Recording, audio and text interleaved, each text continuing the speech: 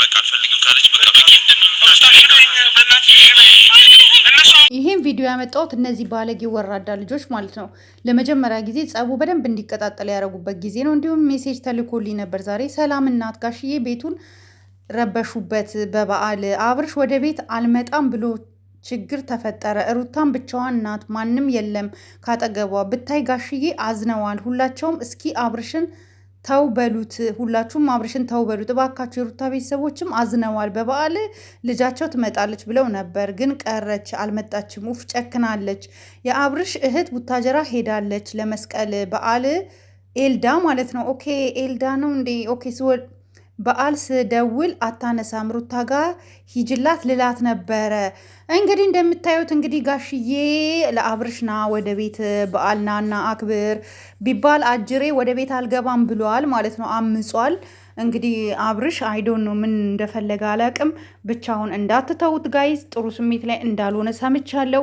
ሩታ ደግሞ እዛ አዲስ አበባ ላይ ብቻዋን ያለችው ብቻዋን ባዶ ቤት ውስጥ በዙሪያዋ የነበሩ ጓደኞቿ በሙሉ ለመስቀል በዓል ያው ወደ ጉራጌ አገር ሄደዋል ማለት ነው። እና ብቻዋን ያለችው በጣም ነው የሚያሳዝነው። በጣም አዝኛለሁ ለተፈጠረው ነገር። ጋሽዬ እንግዲህ በበዓሉ ሰው በዓሉን ሲያከብር ታውቃላችሁ፣ ዛሬ ነው በጉራጌ መስቀል ዛሬ ነው። አዲስ አበባ ደግሞ በ17 ነው እና እዛ ዛሬ ነው የሚከበረው። እንግዲህ በበዓል ቀን ጋሽዬ እንግዲህ ተው ወደ ቤት ተመለስ ግባ ቢሉት ምን ቢሉት ቢለምኑት አልሰማ ብሏል ማለት ነው። እኔ ምላችሁ አብርሽ ግን ምን ሆኖ ነው እንደዚህ የሆነው ጋይስ? ምን ሆኖ ነው? የገባችሁ ሰዎች አላችሁ? እኔ አልገባኝም። ምን ሆኖ ነው ነገሩ? እኮ እንዲባባስ ምን እንዲል እሳት እንዲቀጣጠል እኮ የሚያደርጉት እኮ እነዚህ አሁን በዙሪያው ያሉት በጎች እኮ ናቸው። በጎቹ ማለት ነው እነዚህ ወንዶቹ፣ ከእሱ ስርና ከሩታ ስር አልጠፋም የሚሉ ወንዶች አሉ አይደለ? እነዛ ናቸው ለዚህ ሁሉ ችግር ተጠያቂው እነዛ ናቸው። ማንም አይደለም፣ ማንም አይደለም። ምክንያቱም ሩታም የሆነ ሰው ይዛ ትመጣለች፣ እሱም የሆነ ሰው ይዞ ይመጣል። ከዛ በኋላ ነገሩ እንዴት ተነጋግረው ይፍቱ? መፍታት አልቻሉም። ስለዚህ እነሱ ሰው ማረቅ አልቻሉም ማለት ነው። እንግዲህ በዓል ነው። እባክህን አብርሽ ብትችል እኮ እውነት ለሩታ እኮ ዛሬ ቤተሰቦቿ ጋር ሄዳ በዓልን መስቀል በዓልን አክብራ፣ አንተን ቤተሰቦች ጋር ሄደ ተመራርቃችሁ፣ እኛ የምናውቀው እንደዛ ነው። ተመራርቃችሁ ምን ብላችሁ ለ17 መስቀል ደግሞ ቅዳሜ ወይም እሁድ ደግሞ ወደ አዲስ አበባ መታችሁ የአዲስ አበባውን ደግሞ መስቀል ለማክበር እንደዛ ነው እኔ የማውቀው። የእውነት እኔ የማውቀው እንደዛ ነው። ያንተ ግን ከፋ። ጭራሽ ቤተሰቦችህ ቤት መሄድ አትፈልግም። ጋሽዬ ተረብሸዋል። በበዓል ምድር አስቡት እንግዲህ እንደዚህ። እንደገና የእሱ እህቶች ሄደዋል፣ ቡታጀራ ናቸው ያሉት ቤተሰቦቻቸው ጋር። እነ ኤልዳ ሁሉም ሄደዋል ለመስቀል በዓል እና በጣም ነው ያዘንኩት። ማለት እንደዚህ አይነት ነገር ይፈጠራል ብዬ አላሰብኩም ነበር። ግን በተፈጠረው ነገር እጅግ በጣም አዝኛለሁኝ። ባይሆን ደስ ይለኝ ነበረ። ስለሆነ በጣም ደብሮኛል። ምን እንደምላችሁ አላቅም። ውስጤ በጣም ነው የተከፋው። ውስጤ በጣም ነው ያዘነው። ምክንያቱም አስቡት ሰው እንዴት በዚህ ደረጃ እንደዚህ ይሆናል? እንዴት ለቤቱ ለትዳሩ ለሚስቱ አይጨነቅም እንዴ? እኔ አሁን የሚያሳስበኝ ምን እንደሆን ታውቃላችሁ ጋይስ? ሩታ ነፍሰ ጡር መሆኗ በጣም ነው የሚያሳስበኝ። ሩታ ነፍሰ ጡር በሆኗ በዛ ላይ ሽማግሌው ራሱ ለምን ይረበሻሉ? በመስቀል በዓል በአመት በዓል ምድር ጋሽዬ ለምን ትረብሻለክ? አባትክን ሄደክ እንደማስደሰት በበዓል ምድር ልጄና እባክህን እያሉ እሳቸው አንተን መለመን አለባቸው? አይደብርክም? ሀይሚ እዛ ነው ያለችው ጋይስ። ሀይሚ እዛ ነው ያለችው። ሀይሚ ብትለምነው እንግዲህ እምቢ ብሏል። ቡራ እናቱ ቤት ነው ያለው። ሀይሚ እናቷ ቤት አባቷ ቤት ነው ያለችው እነ ጋሽዬ ጋር ማለት ነው። ግን ተለምኗል። ሀይሚ ለምነዋለች። ማንንም ሊሰማ አልቻለም።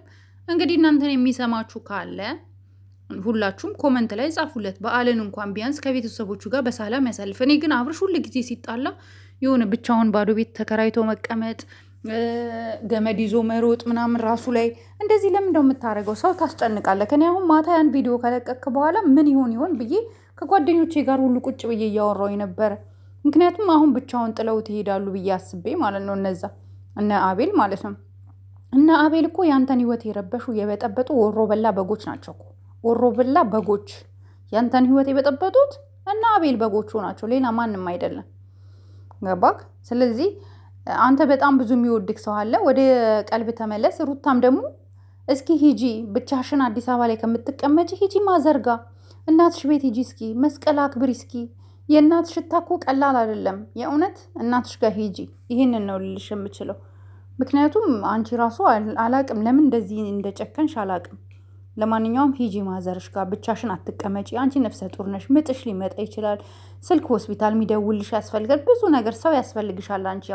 አንቺ ነፍሰ ጡር ባትሆኚ ኖሮ እኛም አንጨነቅም ነበረ፣ እኛም አናስብም ነበር። እኛ እየተጨነቅን ያለ ነው የአንቺ ነፍሰ ጡር መሆን ነው። እና እባክሽን ወደ ቤት እንድትመለሺ እንፈልጋለን። ወደ ቤት ተመለሺ፣ ወደ እናትሽ ቤት ሂጂ፣ እረፍት አርጊ። መስቀልን ምክንያት አርገሽ እንኳን ሄደሽ እረፍት አታረጊ? ስንት ወር ስታለቅሺ ይሄው እኔ ዩቱብ ስትሰራ ጀምሮ ሩታን ማቃት ስታለቅስ ስታዝን ሲከፋት ነው ማየት። ደግሞ አሁን ነፍሰ ጡር ነች። ነፍሰ ጡር ደግሞ ሆኖ ደግሞ ሲታዘን ጥሩ አይደለም ለጽንሱ። ጽንስ የሚፈልገው እንክብካቤ፣ ፍሩት መመገብ፣ ጥሩ አየር፣ መሳቅ፣ ጥሩ ጥሩ ነገሮችን መመልከት ነው የሚፈልገው። አንቺ ግን ሁሌ ስለዚህ በዓልን እንኳን እስኪ ሂጂ። አሁንም እኮ ትደርሻለሽ፣ ሩቅ አይደለም። ከአዲስ አበባ ቡታጅራ ቅርብ ነው። ለመሄድ ሞክሪ። ይሄን ቪዲዮ ሼር አድርጋችሁ ለሩታ አድርሱልኝ። ትሄድ እናቷ ቤት፣ የእናቷን ሽታ የእናቷን ጠረን ቤተሰቦቿን ይዋት። ይህንን ነው ልል የምችለው እኔ፣ ሌላ ምንም ልል አልችልም። ጋይዝ እንግዲህ ሁላችሁም ላይክ፣ ሼር፣ ሰብስክራይብ አድርጉ። ወዳችኋለሁ፣ አከብራችኋለሁ። በሌላ ቪዲዮ እስከማገኛችሁ ሰላም ዋሉልኝ። መልካም የመስቀል በዓል ይሆንላችሁ። ባይ ባይ።